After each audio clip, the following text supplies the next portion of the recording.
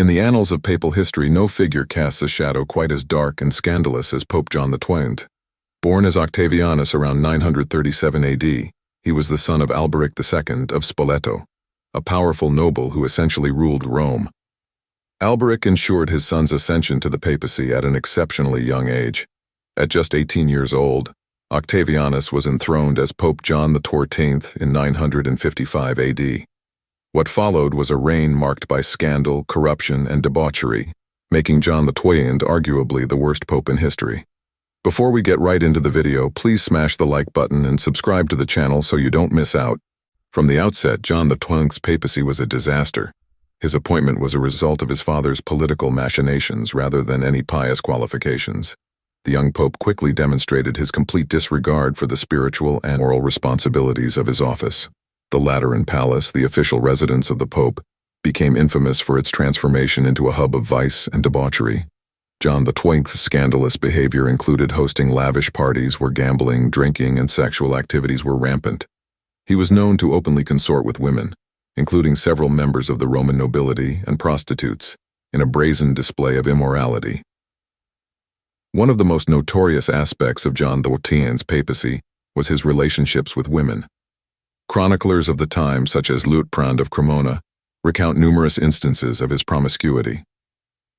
John XIV was accused of turning the Lateran Palace into a brothel, engaging in affairs with both married and unmarried women. His most infamous liaisons included those with the widow Anna, the noblewoman Stephania, and even his own niece. The Pope's flagrant disregard for clerical celibacy and his indulgence in carnal pleasures earned him widespread condemnation. John XII's papacy was not just marred by personal scandals, but also by political recklessness. In 960 AD, the threat from Berengar II of Italy, who sought to expand his control over the papal states, loomed large. To counter this threat, John XIV sought the aid of Otto I, the King of Germany. In 961 AD, John XIV invited Otto to Rome, and in a grand ceremony on February 2, 962 AD, he crowned Otto as Holy Roman Emperor. This alliance, however, was fraught with tension from the start. John XII's habit of switching allegiances and his secret dealings with Berengar soon came to light. The political alliance with Otto I was a turning point in John XIV's papacy. Otto, a devout Christian, was appalled by the Pope's licentious behavior and political duplicity. In 963 AD, after discovering John XIV's secret negotiations with Berengar II and other enemies, Otto returned to Rome. He convened a synod that deposed John XII on December 4, 963 AD. The synod accused John XII of a litany of crimes including perjury, murder, incest, and sacrilege. Among the charges was the claim that he had toasted to the devil, an accusation that underscored the severity of his transgressions. In place of John XII, the synod elected Leo VIII as the new pope. However, the deposed pope was not one to go quietly into the night. After Otto left Rome to continue his campaign in Italy, John XII rallied his supporters and retook the city in February 964 AD. He convened a new synod that declared Leo VIII an anti-pope and reinstated himself.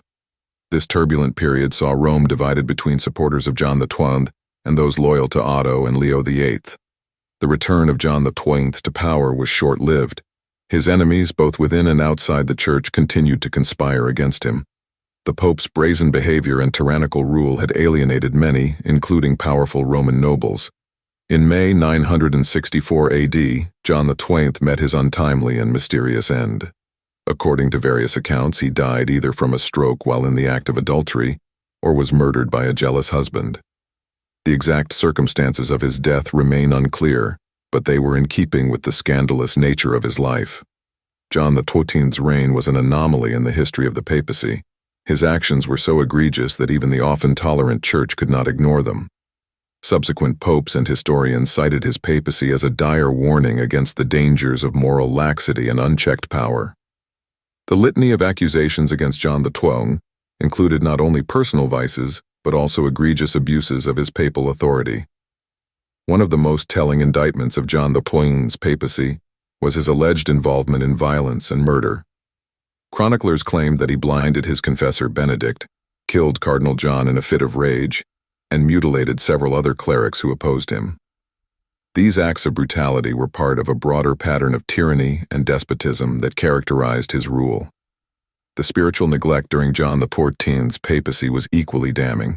He was often absent from religious services, and when he did appear, it was usually in a drunken stupor. His inability to perform his ecclesiastical duties and his blatant disregard for the sanctity of his office left the church in disarray. The moral and spiritual decay that took root during his reign had lasting repercussions for the papacy and the broader Christian community. Despite the chaos and corruption of his papacy, John XII's story remains a compelling chapter in the history of the church. It serves as a stark reminder of the complexities and pitfalls of combining spiritual leadership with temporal power. The Tusculani family's ambition to control the papacy through John XIV ultimately backfired, resulting in one of the most scandalous reigns in history.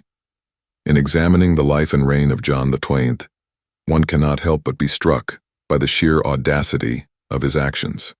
His flagrant disregard for the moral and spiritual responsibilities of his office was matched only by his relentless pursuit of pleasure and power.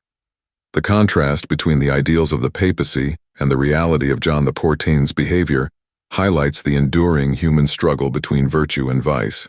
The legacy of Pope John XII is a cautionary tale that transcends time. It underscores the importance of accountability and the dangers of unchecked authority. His papacy, filled with scandal, betrayal, and intrigue, offers timeless lessons about the nature of power and the responsibilities that come with it. Even as we look back with a mix of horror and fascination, the story of John XII remains a powerful reminder of the complexities and challenges of leadership, both spiritual and temporal. In the grand narrative of history, Pope John XIV stands out not merely as a figure of infamy, but as a vivid illustration of the potential for corruption inherent in positions of great power. His life, marked by excess and moral failure, continues to resonate as a potent symbol of the consequences of forsaking one's duties for personal gain. As we reflect on his tumultuous papacy, we are reminded of the enduring relevance of these lessons in our own time, where the balance between power and responsibility remains as crucial as ever. While Pope John XIV's reign is often cited as the epitome of papal scandal and corruption, he was by no means the only pope whose actions brought disgrace to the Holy See. Several other pontiffs throughout history have left their own dark marks on the papacy. Pope Benedict IX, for instance, was another notorious pope, occupying the papal throne 3 separate times in the 11th century. His tenure was characterized by extreme moral depravity, with contemporary accounts describing his life as one of unrestrained immorality. He allegedly sold the papacy to his godfather, Gregory VI, before attempting to reclaim it, resulting in significant chaos and disarray within the church. Pope Alexander VI, born Rodrigo Borgia, is infamous for his flagrant nepotism, corruption, and scandalous lifestyle. His papacy from 1492 to 1503 was marked by accusations of simony, the selling of church offices, and he fathered several children, most notably Cesare and Lucrezia Borgia, whose own lives were fraught with intrigue and scandal. Alexander VI's pursuit of power and wealth significantly tarnished the reputation of the papacy during the Renaissance. Pope Stephen VI is remembered for the bizarre and gruesome Cadaver Synod of 897, during which he exhumed the body of his predecessor, Pope Formosus, and put the corpse on trial.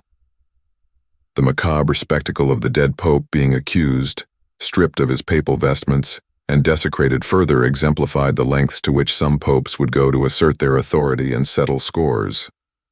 These examples, along with John XIV's infamous tenure, illustrate that the papal history is not without its periods of scandal and corruption. Despite these dark chapters, the papacy has also seen periods of great reform and moral leadership, highlighting the complex and often tumultuous nature of the institution.